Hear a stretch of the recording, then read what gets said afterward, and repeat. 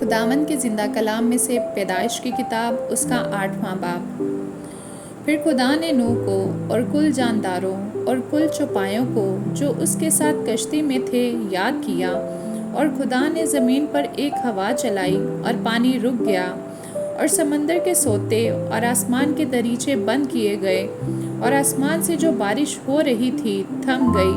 اور پانی زمین پر سے گھٹتے گھٹتے 150 دن کے بعد کم ہوا، اور 7ویں مہینے کی 17ویں تاریخ کو کشتی ارارات کے پہاڑوں پہ ٹک گئی،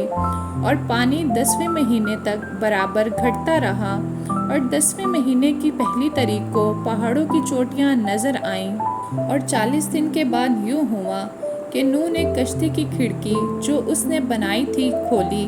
اور اس نے ایک کوے کو اڑا دیا، سو وہ نکلا، اور جب تک کہ زمین پر سے پانی سوکھ نہ گیا ادھر ادھر پھرتا رہا۔ پھر اس نے ایک کبوتری اپنے پاس سے اڑا دی تاکہ دیکھے کہ زمین پر پانی گھٹا یا نہیں،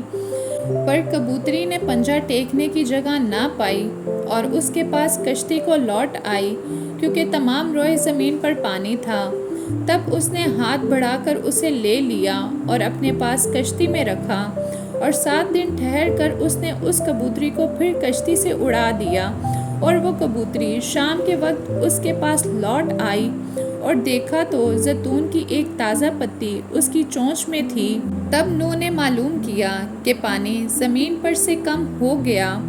تب وہ 7 دن اور ٹھہرا، اس کے بعد پھر اس کبوتری کو اڑایا، پر وہ اس کے پاس پھر کبھی نہ لوٹی۔ اور 600 پہلے برس کے پہلے مہینے کی پہلی تاریخ کو یوں ہوا کہ زمین پر سے پانی سوکھ گیا، اور نوح نے کشتی کی چھت کھولی اور دیکھا کہ زمین کی سطح سوکھ گئی ہے۔ اور دوسرے مہینے کی 27ویں تاریخ کو زمین بالکل سوکھ گئی۔ تب خدا نے نوح سے کہا کہ کشتی سے باہر نکل آ، تو اور تیرے ساتھ تیری بیوی اور تیرے بیٹے اور تیرے بیٹوں کی بیویاں،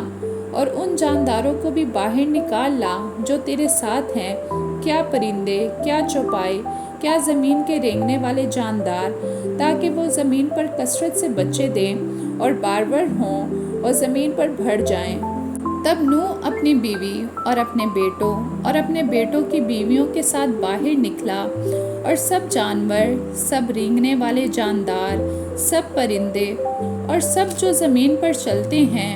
اپنی اپنی جنس کے ساتھ کشتی سے نکل گئے۔ تب نوح نے خداوند کے لیے ایک مذبح بنایا، اور سب پاک چوپایوں اور پاک پرندوں میں سے تھوڑے سے لے کر اس مذبح پر سوکھنے قربانیاں چڑھائیں، اور خداوند نے ان کی راحت انگیز خوشبو لی۔ اور خداوند نے اپنے دل میں کہا کہ انسان کے سبب سے میں پھر کبھی زمین پر لعنت نہیں بھیجوں گا، کیونکہ انسان کے دل کا خیال لڑک پن سے برا ہے، اور نہ پھر سب جانداروں کو جیسا اب کیا ہے ماروں گا، بلکہ جب تک زمین قائم ہے بیج بونا اور فصل کاٹنا، سردی اور تپش، گرمی اور جھاڑ، دن اور رات موقوف نہ ہوں گے۔ آمین۔